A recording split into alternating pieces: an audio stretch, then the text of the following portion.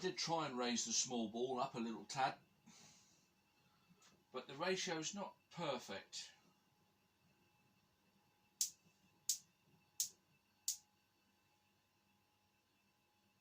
The mass ratio, not a perfect 1:3.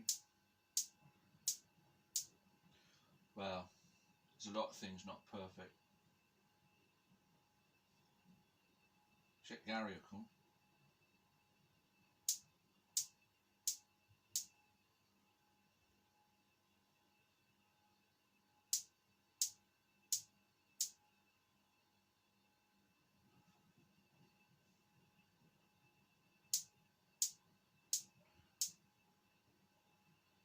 I think if you eliminated all of the factors, perfect material, there's certain flaws on the face of these ball bearings.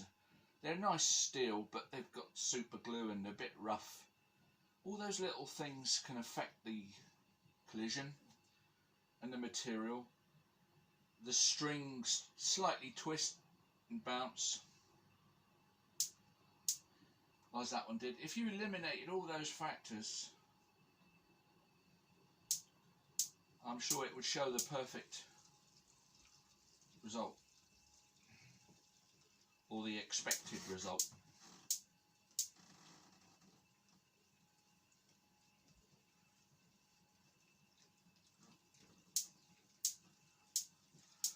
But anyway, thanks for the positive comments, chaps.